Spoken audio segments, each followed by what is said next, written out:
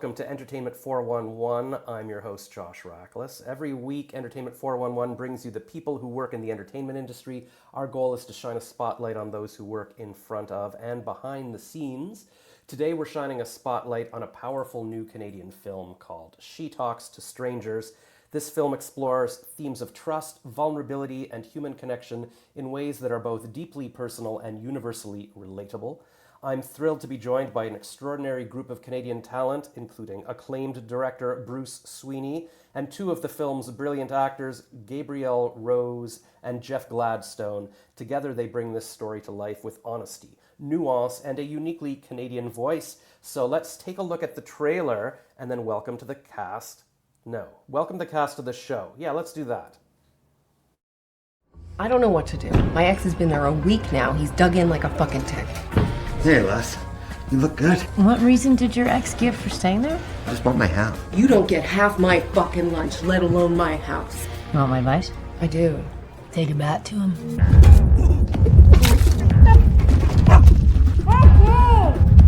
Where is he? Where is he? They're coming for me.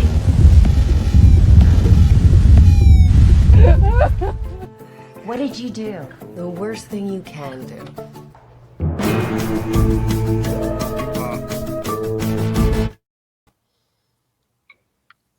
Very exciting. Welcome, cast and director. Hi there.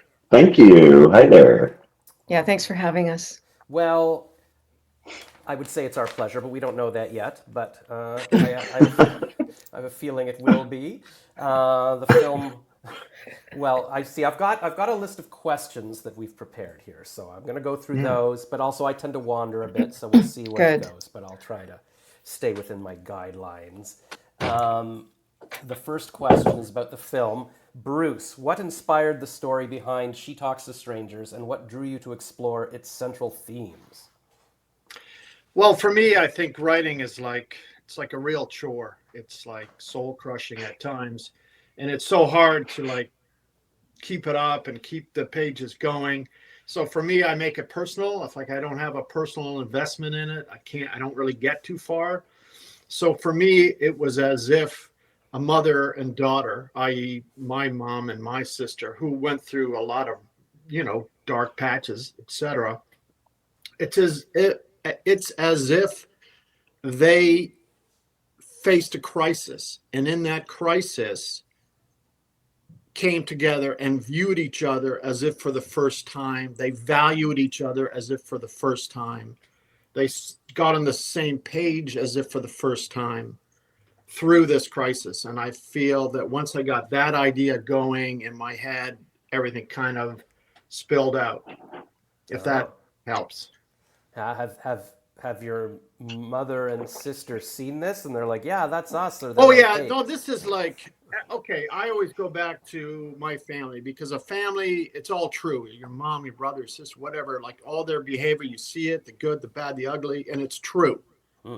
And they're great, right as rain. But this was back in the day, and I sort of took this sentiment from back in the day when they were having issues and when they clearly weren't on the same page. And in this story, Leslie and her mom, when they begin the film, they're kind of shaky in terms of connection. They more or less just put up with each other.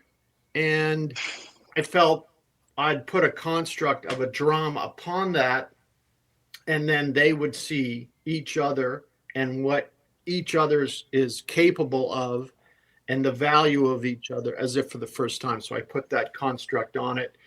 And I felt at the start of the film, they were at odds with each other. At the end of the film, they really came together. So I tried to keep it simple that way. That's good, because a lot of films, everybody gets along kind of thing. Families aren't arguing necessarily. Are you a dark person? Are you a dark comedy type of guy? Through and through. And through. This is very much a drama engine for the story, but there was a lot of obvious dark comedy in it. And but if I try to make something funny, it isn't. But if I take something where people are just trying to get through something together in some way, comedy comes through, and it can't help but come through. But if you try to force it or make it funny, well, it's not. Yeah, I like that. I remember my improv teacher telling me at Second City, like when you try to force a joke, it's just like a cheap joke. But when something comes from truth and reality in the scene, it feels deeper, it feels more real. Totally. Cool. Well, the title itself is very intriguing. What does She Talks to Strangers symbolize within the film's narrative? Well, for me, I wanted to make it as if those people that were close to Leslie, i.e., her mother, her ex-husband, etc., they were strangers to her because she had stopped, connecting, and she had frankly really retreated. And she had the same old boring job she's done for the last 20 years. She wasn't learning anything new. She was just sort of stuck and stagnating. And I just felt I wanted to jolt this character to life. I wanted to jolt this character into some kind of action that they had to do in order to overcome their own deficiencies. Well, that's very nice of you. Gabrielle and Jeff, what was it about this project that made you want to be a part of it? Oh, whenever Bruce calls, I answer. I just love Bruce's work. He's a very witty human being. And what I love about the stuff that he creates is that it is real. You know, these people are flawed, difficult, irascible, but humorous. They've got a lot of sense of humor, and they're deep characters. You know, they're fabulous to act in. Yeah. Cool. Can you Yeah. top that answer, Jeff? Yeah, top, no, but I can try to come to the same rung. No, I love working with Bruce. This is my second film I got to do with Bruce and with Gabe as well. And it's just always such a great time. He draws the characters so clearly. They're really fun to get into. And then when we're on set, it just feels like there's lots of room to just roll with them and see, really explore these characters in a deeper way once we get going with the scenes. And it's always a very fun process. And like you were talking about too, the blend of kind of tone, like I like how Bruce is like a dramatic engine, but there's lots of dark comedy moments, and kind of playing between those worlds and how they intersect is so fun. Yeah, are you guys kind of like a troupe now? Like Martin Scorsese would call up Leonardo DiCaprio repeatedly. Like you've all worked together before, so now you sort of do things together now, like a Shakespeare theater troupe or something. You say, are we a troupe, Bruce? I think so. I mean, how many films have we done, Gabe? 5? Is it 5? It's something like that anyway. Yeah. But I yeah, mean, and and yeah, we understand each other. Sorry, I'm overlapping. No, I just wanted to say that with Gabe, she delivers. And I know going in that she delivers. If you're a director and you go into your film and you're working with actors you haven't developed a rapport with, and suddenly they're not delivering the way you'd want, so you direct them as best you can to bring it out. And what if it doesn't come, right? It's unnerving. So if you go into a film with actors that you can count on, you just feel like we're going to do this and we're going to get it done. And we're going to just leave it all out there. And I feel the same way about Jeff. Definitely part of the troupe and part of the gang. Camille's not here. She's part of the gang too, obviously. And I just think it makes it, a warm sense of cinema is what I prefer more so than like a big engine trying to make a big sweeping epic of sorts. I can't do that. I don't know how to do that. You're not shooting Avengers Endgame or whatever? No, I mean, I would be hopeless. I can guarantee it. Yeah, but I find that more intimate stories like this feel more real anyways. Like I don't have any feelings about Thanos or whatever those people were, but this kind of movie feels real. At this point, are you writing for the actors? Like you say, okay, this will be Gabriel, this will be Jeff, or is it still like you have to cast them after writing? No. I totally feel like I know right away it's going to be Gabe, and I know right away it's going to be Jeff. I know right away it's going to be Camille, and it just makes it easier because I could just you visualize it. I can see it. I can see them in this role, Yeah. And obviously, they have the tools that you could modulate the performance and get what you want out of it.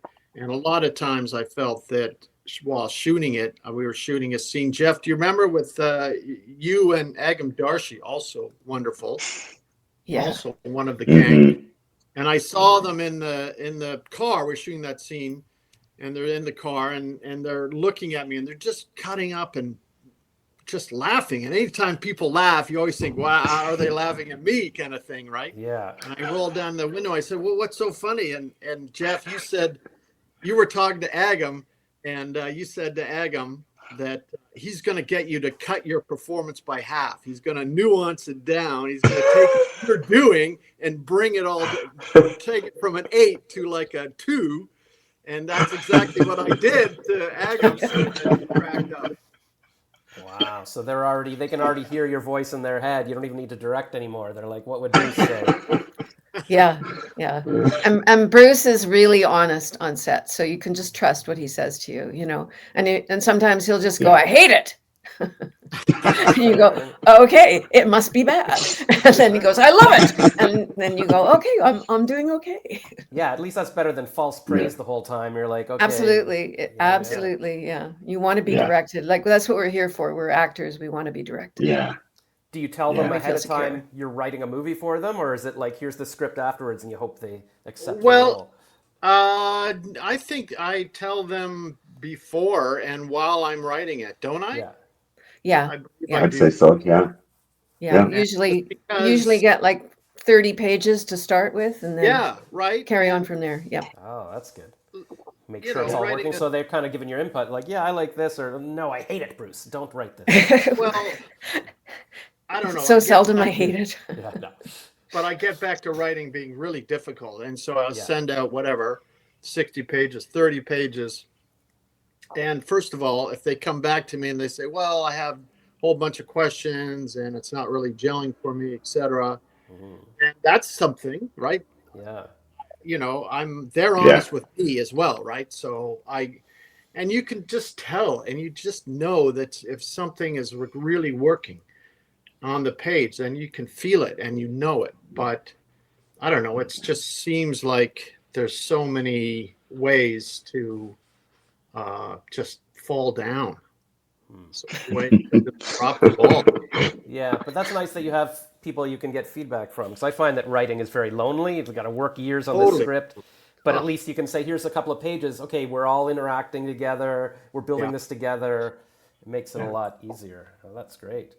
Characters oh, go ahead, Gabriel. Sorry, yeah, Bruce, this script was you wrote all of this script pretty much. Yeah, We didn't have we had input, and we did a few sort of readings and a bit of rehearsal, but basically this is Bruce's script. I thought it was one of the best scripts he's ever written, to be honest. Yeah. And I know that it was going to be okay because you know, Gabe, she responded via email after I sent her the script, and she's has a number of pithy responses, and her response was, I think you really got something good here. Yeah. Oh, wow. And sometimes she'll say, you know, well, it's don't get discouraged. It's only a first draft, right? Yeah, that's not what you want to hear. Yeah.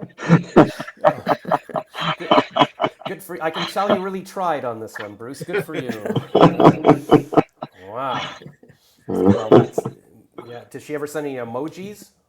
No, I'm not very good at not an emojis. emoji I had to person. be taught the emojis. All right. I don't know if we want to teach her emojis. Then you'll be like, No. you get little. You don't want like a dog poo emoji showing up or whatever. But we worked out exclamation marks. Those yeah, sort of helped a little bit. That means you loved it. All right. Now we have a section called characters and performances. It's Gabrielle. I keep saying Gabriel. How do you pronounce your name? That's okay. I don't mind how people pronounce my name. Like, these guys call me Gabe, and some people call me Gabrielle. Some people call me Gay. Some people call me Gabs. I don't care. All So- right. We'll see what comes out of my mouth every time. Yeah, that's It'll be a great. Fun little game. It's like a Yeah, drinking there game. you go. So, Yeah. Gabrielle, your career has spanned decades in Canadian film and theater. How did you connect personally with your character in this film?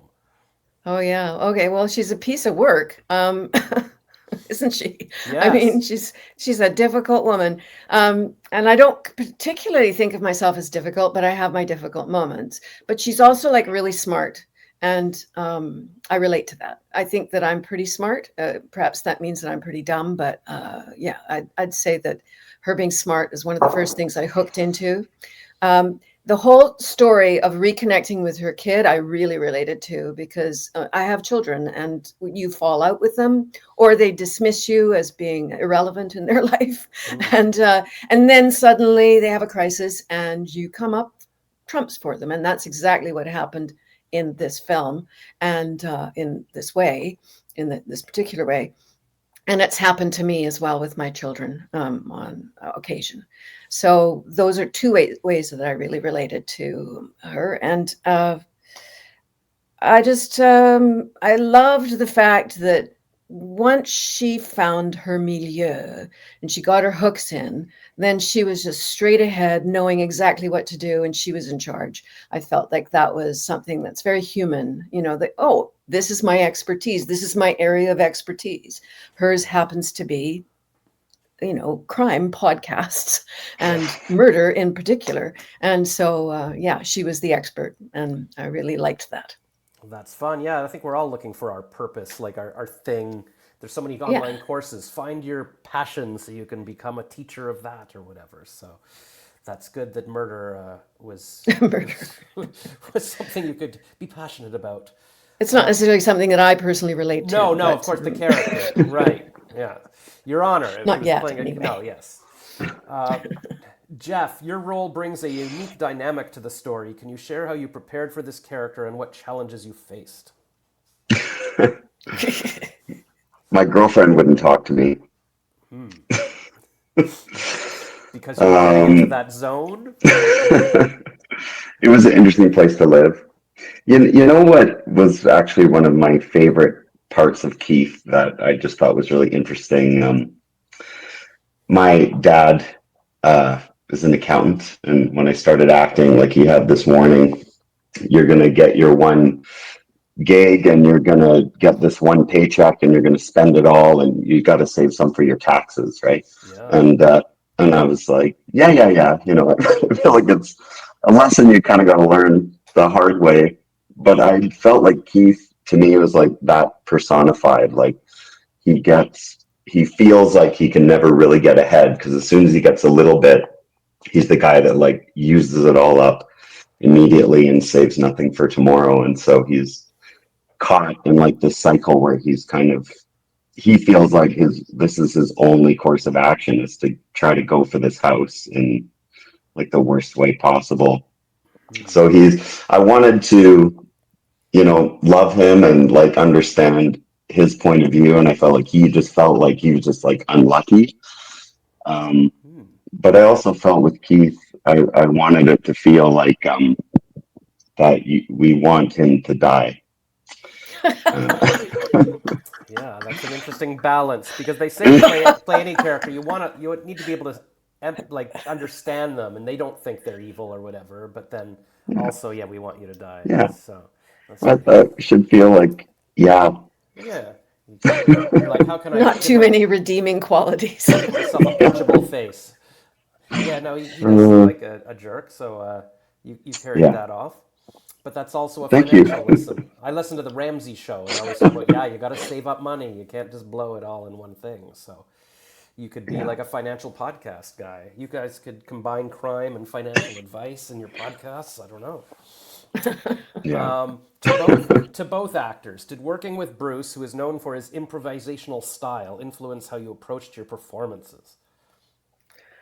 Oh, I don't even know how to answer that. I mean, when I work with Bruce, or when we work with Bruce, it's just a blast. It's from start to finish.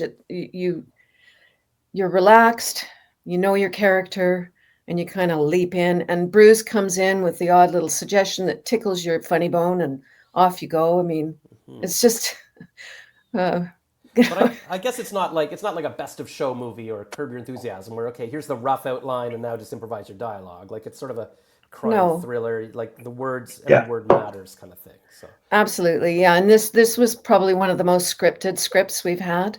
Mm. And we've done other shows where it's been a little more improvised than this. And sometimes there would be scenes which, he would just say, let's do this, and you do it. But not so much in this one, hey, Bruce?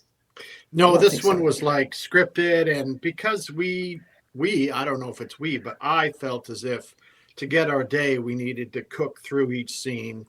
And I was really intent on getting my day and less intent on, spending a time to set up a shot and make it right and lay out the dolly track, whatever. We didn't have time. And I think the visual template, really suffered for that too, because you're doing a lot of pretty simple setups. Like you have, you always think, I don't want to be one of those directors that just has their master and then they go in for coverage. That's just disgusting, and that's not what I'm about. And then suddenly we're doing it every day. surprise. Yeah. Right? Every day, because we want to get done. We need to, I feel like my energy went into getting the performances right. Everyone delivered, but that's where I felt was, that's the juice that I got. Get the performances right, and we'll take what we get in terms of. I still use the lenses I want to. I like the 35. I like the 24. I'm a camera nerd with the best of them, but we just we didn't have time to really, I guess, construct these shots and. Yeah. Get a level of artistry. I didn't feel that was really there as much as just spit it out. You get what you get and tell a story. And Yeah, the particularly story. in the vomiting scene, right? Spit it out in the vomiting scene. Yeah, that's fine. But I guess in a story like this too, like it is about the story. It's not like, oh look, they got a high angle shot of the face or whatever. You don't want to get too ridiculous. Did you have a set number of shooting days? You're like, okay, we've got this time and we need to do it. And Yeah, we had 15 days. 15. okay. Yeah, and then that's it. It wasn't shot during COVID or anything? No, Oh, yeah. no. Oh, was it? Yeah, it it wasn't was. 2020. 23. It wasn't the height of COVID. 23. It was in, Height of if you COVID, think but of COVID like being 4 years, it was in that 4 years. Yeah, yeah. So still the lonely times. The lonely times. Yeah. Okay, so now we have a section called directorial vision and collaboration.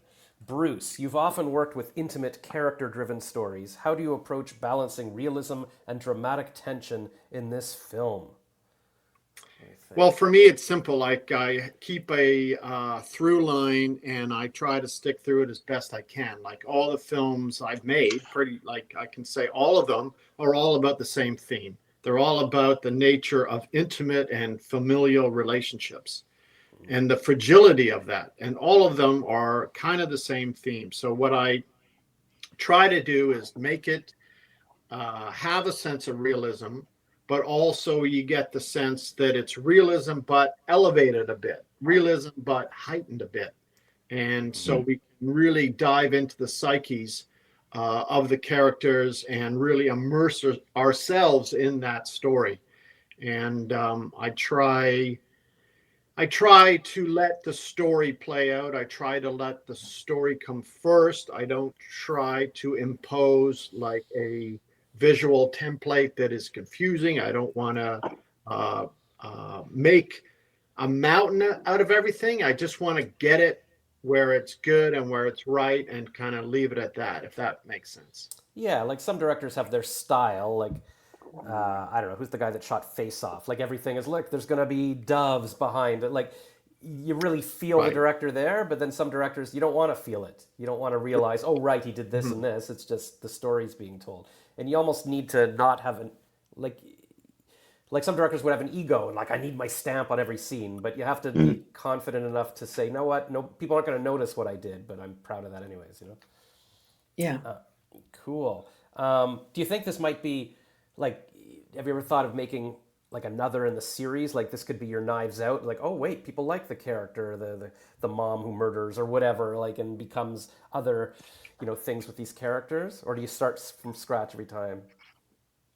For me, I think it was a one-off. It's like Yeah. a one-shot thing, and well, Jeff, you'd be out on the next one because you're dead. So that's not. He could come back as a ghost or a twin. Yeah, or a prequel, No, Banging in the basement again. Yeah.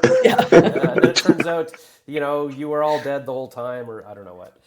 Everybody loves horror, right? Oh, how about this? Mhm. Prequel. Make a prequel, and Jeff the early years, Keith the early years. Exactly. Yeah. The whole Andor series, and it's all building up to how did, young Jeff, he was a nice guy. How did he become such a jerk? What happened? Yeah. You'd have to do What that went wrong? younger making type of filming, though. Yeah, Or yeah, one where they they take out. Yeah, digitally youngify you and all of this. Maybe that's a bit much. We'll see. Sorry, Maybe with the twin thing.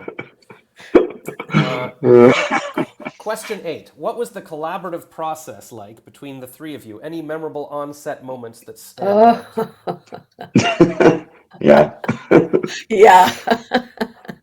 Oh, Jeff and I had a couple of scenes. Well, we had the two scenes in my apartment, which were great. Like one time I walk in and there's Jeff lying on my sofa. Yeah. And I didn't know he was going to do that. So that was, there's some really delicious moments. But I have to say the most memorable, and we should really bring Jeff up too in there, because it was where we didn't speak, but Jeff is nude throughout the entire time, and I drag him through the house.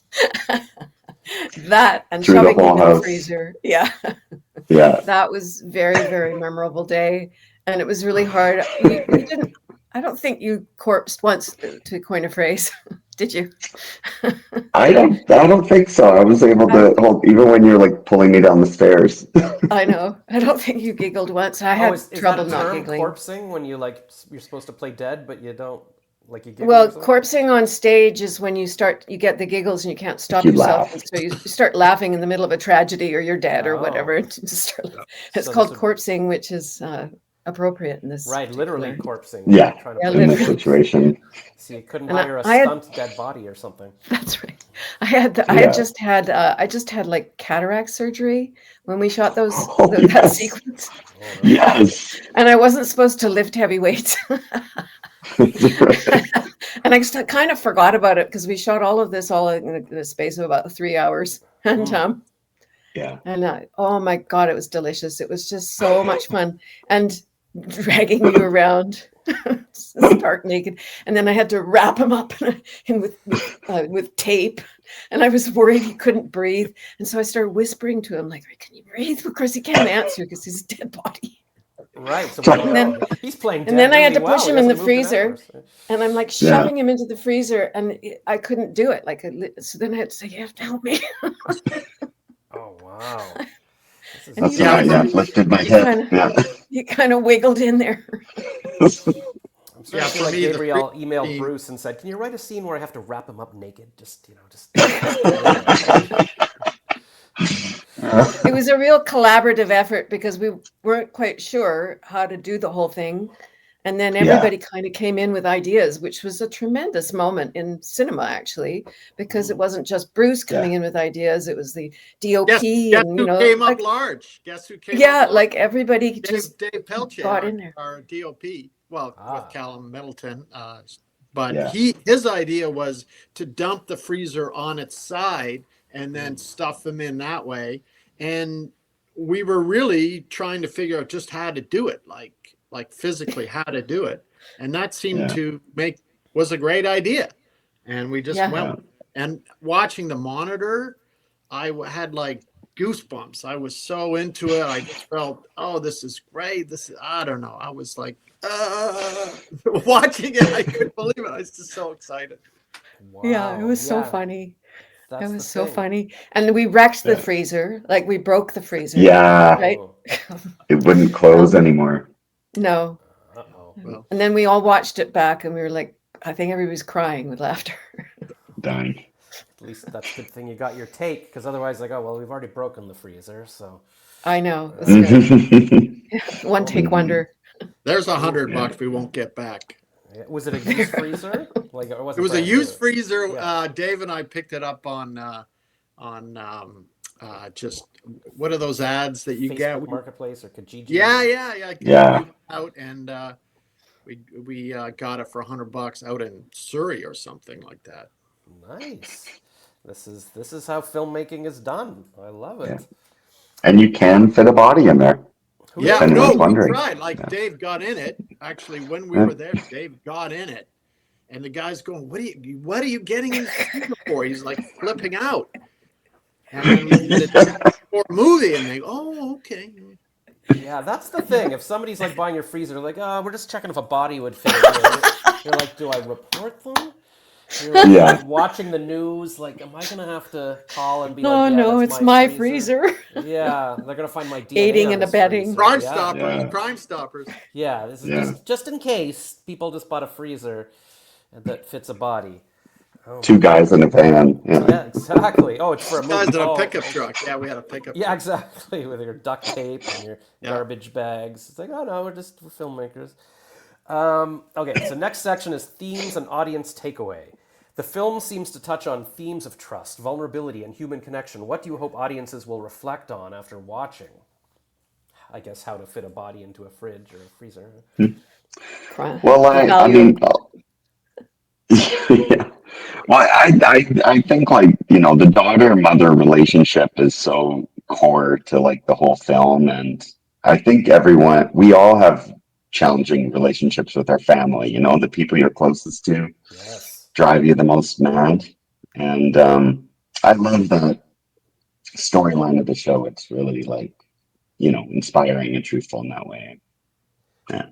Yeah, and I think that's a good thing for people to take away, that even if you have falling out with family, you can still get back together and stuff. Because the family, you can't, people you work with, you can just go work somewhere else, but your family's always Yeah. there, or you hope they are, because they've witnessed your entire life. It's sad to just lose them entirely. And when shit really goes down, they're usually the ones that, show up. Yeah, exactly, for better or for worse. How do you see She Talks to Strangers fitting in today's conversations about relationships, loneliness, and modern society? Bruce.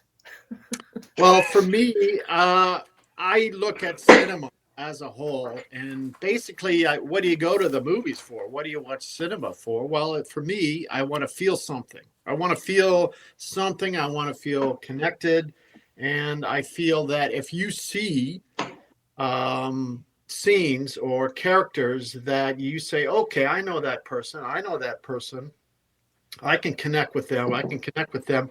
Then you start, it resonates over you a little bit. And I want people to connect with it. I want people to see people that in a way that are in their lives, not the same people, obviously, but I want that connection. And I really hope that people resonate with the characters and want to watch this movie and want to watch the story and see a sense of themselves in a sense of the familial tones. Like that is at the heart of this story. And as I said earlier, these this mother and this daughter connect as if for the first time through this act of murder. And that really meant a lot to me when the daughter, kills this guy and is just flooded with a sense of remorse, like instant remorse.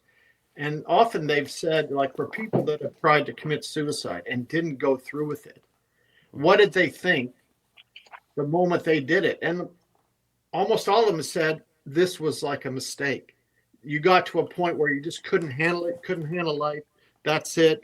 But you're just flooded with remorse. And I felt that all this pressure built up in Leslie's life and she released it. But once she did, she realized and she acted as if she was full of remorse. And the first call was to her mom, and her mom came over, and her mom just delivered. She just took care of the situation. And that sort of gave me goosebumps a little bit. It definitely did. I felt I was seeing a mom and a daughter connecting, and I feel that's a kernel of something that could happen in a multitude of ways to any mother-daughter combination or any father-son combination. And it's that sort of sense that I want people to connect with. That's good, and hopefully we can all learn a lesson. Maybe not that we should murder someone to bring our family together, but maybe almost treat it like, okay, what if something bad happened? Let's get together and work it out, kind of thing. Or I don't know. They say like there's that theory they call it Swedish death cleaning now, where you're supposed to just get rid of everything you have, assuming you had like a day to live, and then just do it now. So if in a way you're like, okay, what if a murder came? Sorry, I was getting a text. Okay. Yeah. All right. So the next question. Canadian cinema often struggles to get the same visibility as Hollywood productions. How do you feel this film contributes to the uniquely Canadian voice and storytelling? Well, can I go for it? Yeah. I mean, I think obviously the U.S. industry overshadows us and overwhelms us, and often we feel like we're the ugly cousin who doesn't get picked for the team, or the ugly cousin who doesn't get a dance partner. But I feel that, of course, that's underwhelming. There's a sense of being Canadian that you just feel intrinsically is underwhelming. And to be honest, I feel that I fit right in. That's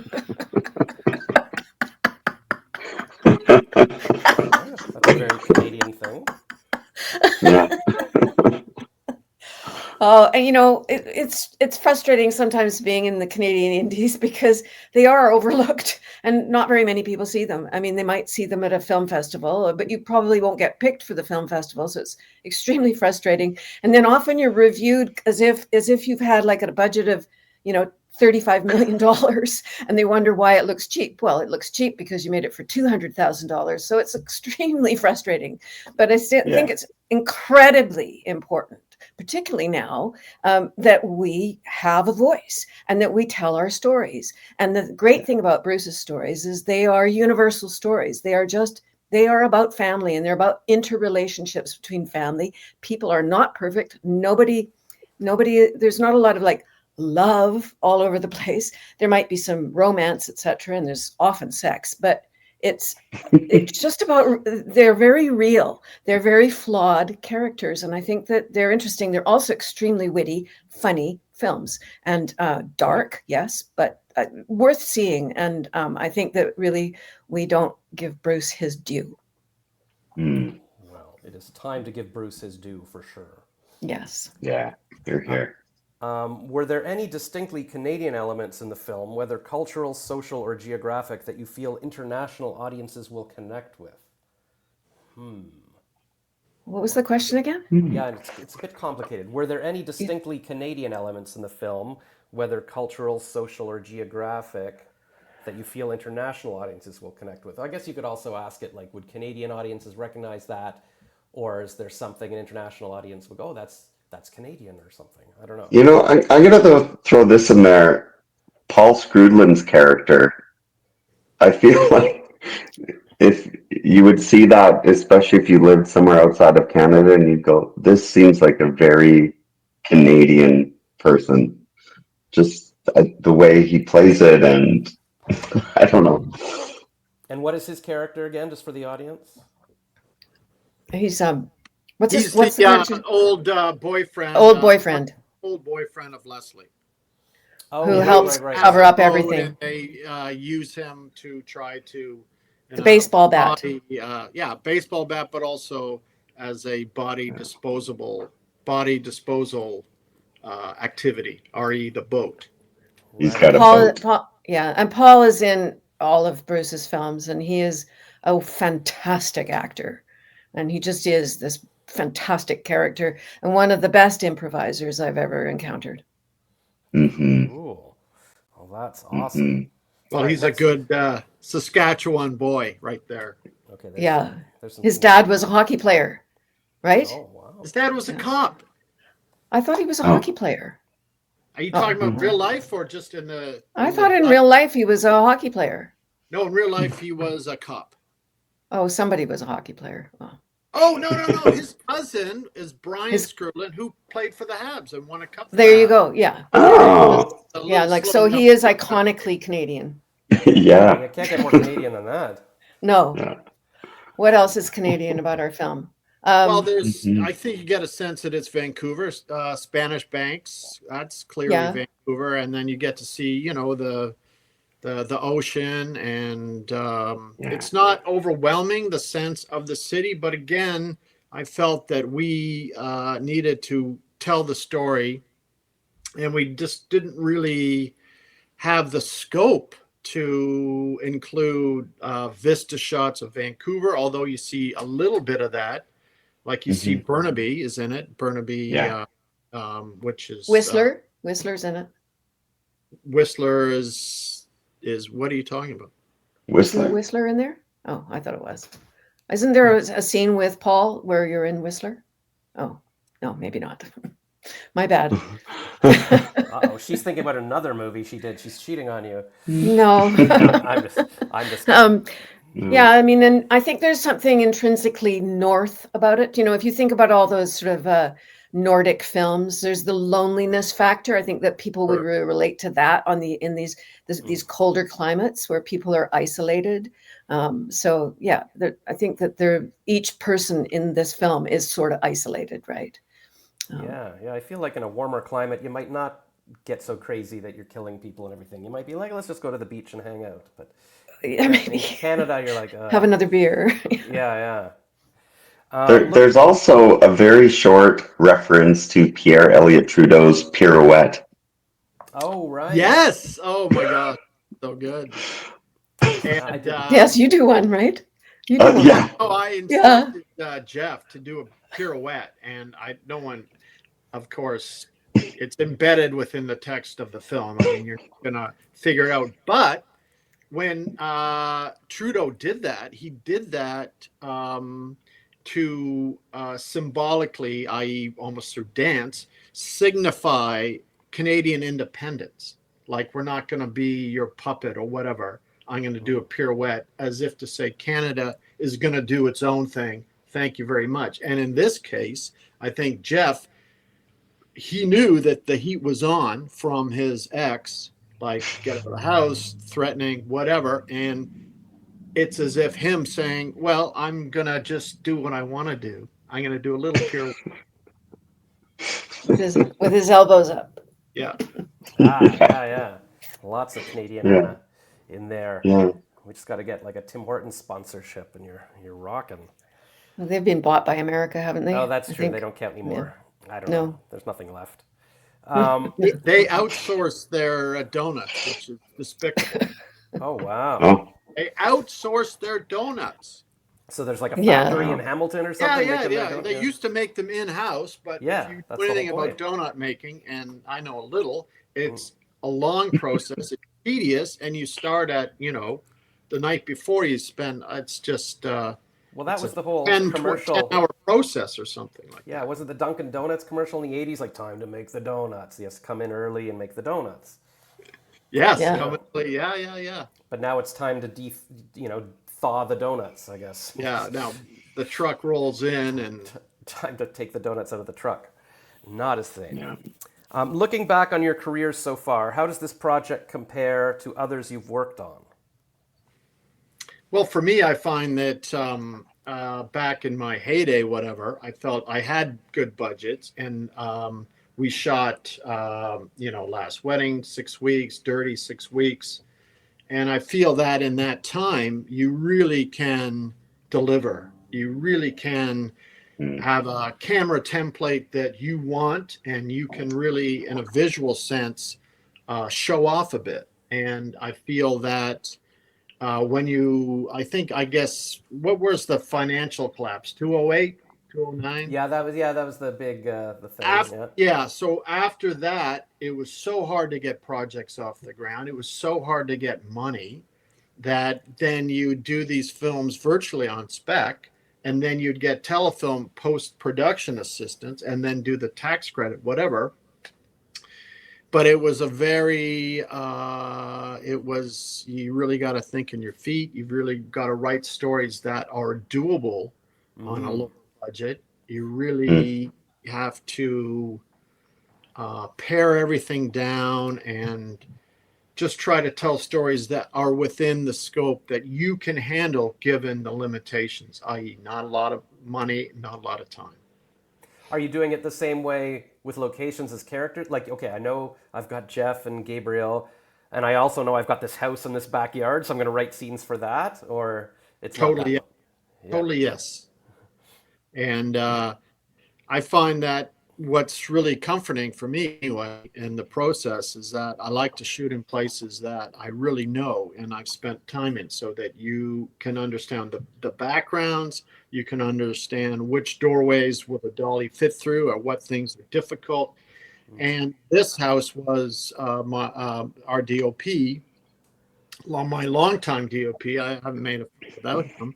It's his house, so it was just great to know everything about the physical space in order to compose your shots. And so you won't have any surprises when you start to shoot, Yeah, that's great. All right, so we always like to talk in the macro about the Canadian entertainment industry here at Entertainment 411. So we'd like to know, how would you like to see the Canadian entertainment industry change in the coming years? Yeah. More Canadian film and more people in Canada watching Canadian film. Yeah, for sure. All right, that's a good answer. And who have your mentors or biggest influences been throughout your journey in film? Well, if I can jump in, I will say that, when I first went to SFU when I was in early 20s, 20 or whatever, I had nothing. I was like a ski bum. I had nothing. But after 5 years at SFU and being taught by Jeff Wall, who's renowned photographer, and I really felt that I learned, and I really felt I discovered with him as a mentor and instructing me. And I just felt I really sort of started to blossom and started to feel as if I was armed with an aesthetic, as if I did have something to say, as if I did have a lot of confidence, which I didn't. I took that to go to UBC, to film school.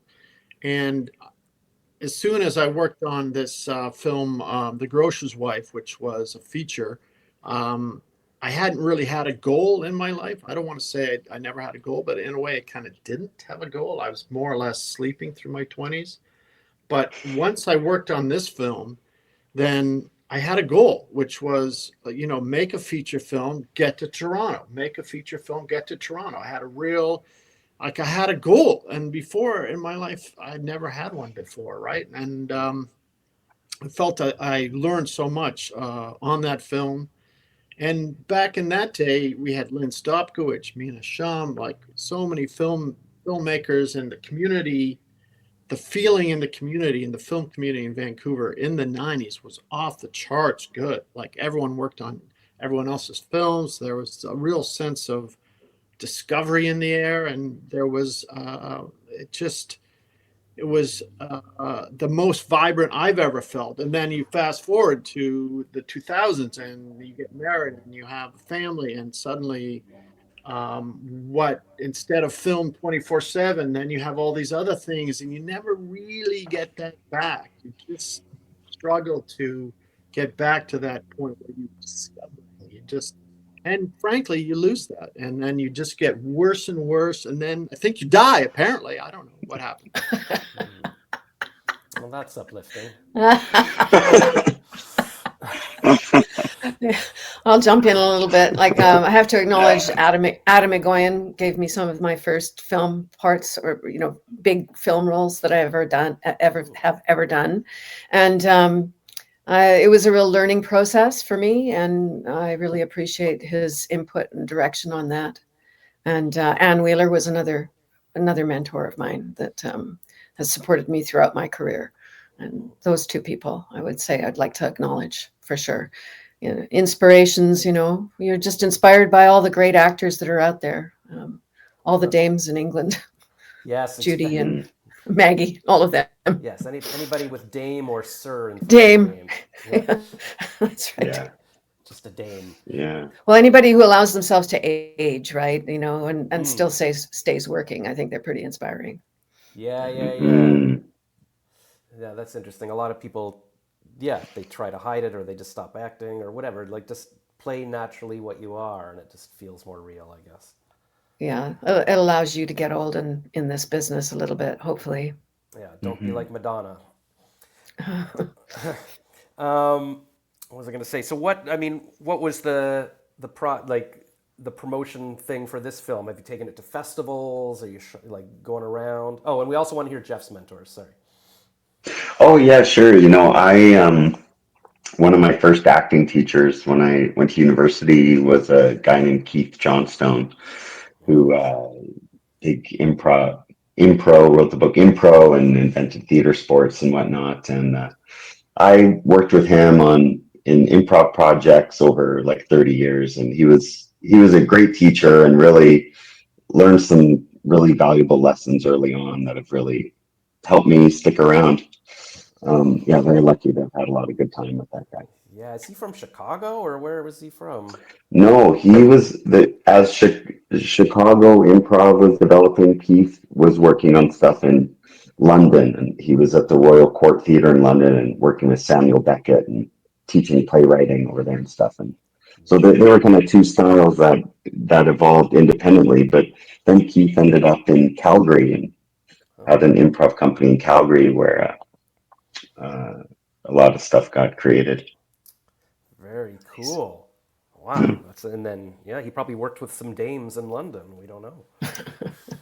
Oh yeah, and yeah, Laurence Olivier and Peggy Ashcroft and stuff, and Oh my gosh. All right. lots of stories. Dame Lawrence. Okay. Yeah, Sean Connery. Sean Connery. Yeah. I'm seeing a clip from The Rock going by on Facebook this week, so he's fresh in my head. All right, and then yeah, my question was just like, yeah, is this going around to film festivals? Like, is it streaming? Like, what's We're going on going with to this be we're going to be streaming in about a month now. It's going to come out. I'm not sure what platform or platforms it's going to be on, but it'll be just readily available already streaming. And we hit some festivals, Whistler being the highlight. Whistler Film Festival, I think, was the highlight. Which may or may not have been in this movie. We don't know. I don't know. Only in my mind. Yeah. There's a deleted scene in Gabriel's mind. Yeah. But maybe that's the Whistler connection. Is it going to be like, can you watch it on Air Canada flight? Canadian content. There's a couple of scenes that Air Canada might not want to show. That's true. This will be the clean edited version. Yeah. We Short hope. movie. But if you have one of those moments where you're on the plane and then somebody's watching the movie beside you, like you see all those people from The Office, like, oh look, somebody's watching The Office. They don't realize I'm this guy. Have you guys ever been recognized in public or whatever? Yeah. Actually, I